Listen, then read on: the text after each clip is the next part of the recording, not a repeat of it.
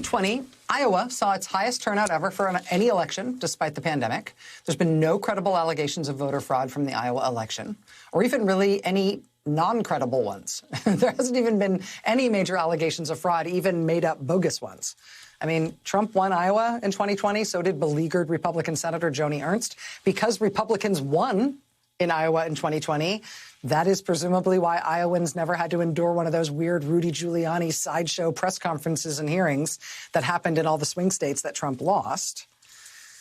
But nevertheless, despite the record turnout and no claims of fraud, Iowa Republicans have made it their mission to enact a new sweeping bill to restrict voting rights. And the Iowa Republican governor just signed it into law last night.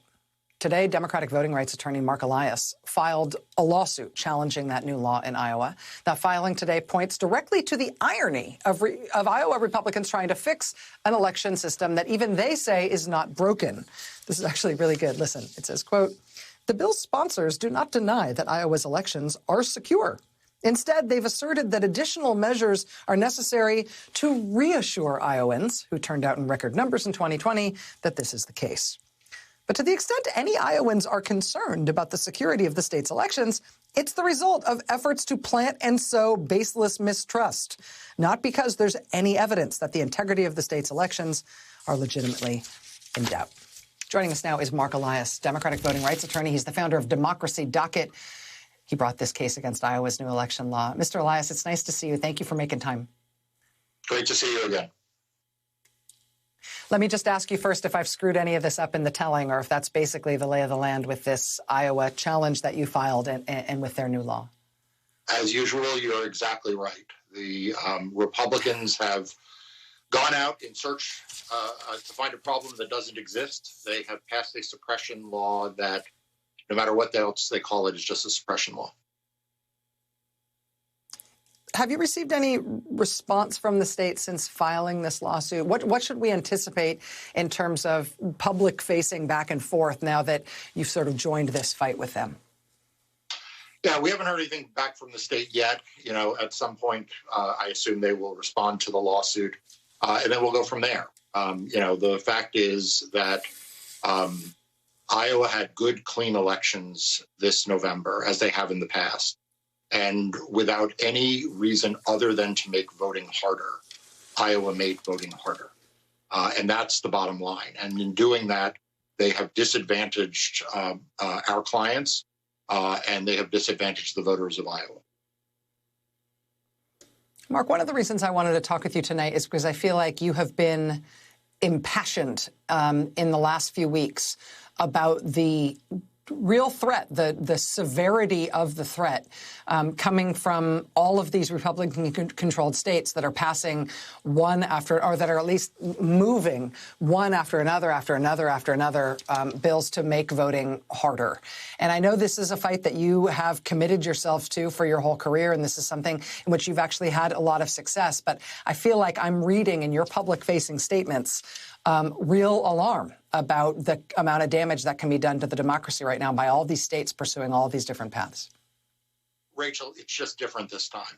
And this is not to say that there are not other problems in the world. I recognize that there are other stories that have to be covered.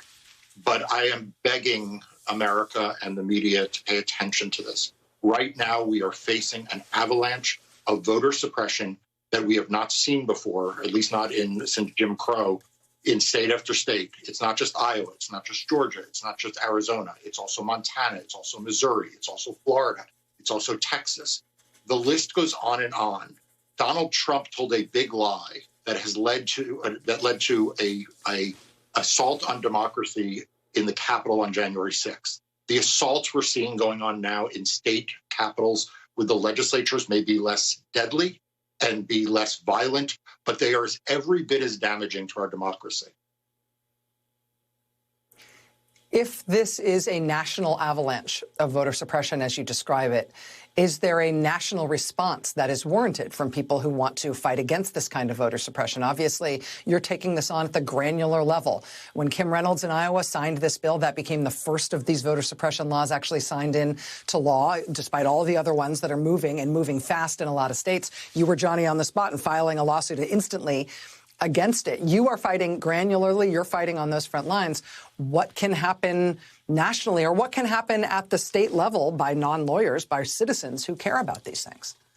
Yeah, so two things. First of all, at the federal level, we need H.R. 1, and we need the reauthorization of the Voting Rights Act, the John Lewis bill. And we need them, and we need them soon. At the state level, what people can do is they can stand up. They can tell their neighbors and their friends that this is not okay. They cannot avoid the hard conversation when their crazy uncle says something crazy. They can confront it. They can go to town halls and confront their local and state legislators. Now is the time to stand up in public and be heard in the town square and say, we demand our democracy be protected. When you say that we need H.R. 1, that we need the voting rights, the restoration and advancement of voting rights that represented by that bill and by the John Lewis bill, the reason that there is cynicism that those will ever become law, even as H.R. 1 has already passed the House, is because of the existence of the filibuster in the Senate and the resistance of some moderate Democratic senators to get rid of the filibuster, even if they were only to sort of tailor the filibuster so that it couldn't be used to block voting rights legislation. It couldn't be used to block civil rights legislation, for example. I wonder if there's something that you would say to an Arizona Senator Kyrsten Sinema, for example, in terms of the stakes in Arizona and how that passing H.R. 1 by hook or by crook might save the country. Here's what I'd say. There's a line from a Supreme Court decision of several decades ago that said the First Amendment is not a suicide pact. Well, neither are the Senate rules. The Senate rules are there to allow for minority participation in debate, but it's not a suicide pact by which democracy gets destroyed. So I don't know the right mechanism, but one way or another, we need to have Congress vote on H.R. 1 and the John Lewis bill, because whatever else is at stake, without a functioning democracy, we won't have anything else. Mark Elias, Democratic voting rights attorney, the founder of Democracy Docket. Mark, keep us apprised on this Iowa case and on this story in general. We won't let it go, but we'd love to keep talking to you about it. Thank you very much, Rachel.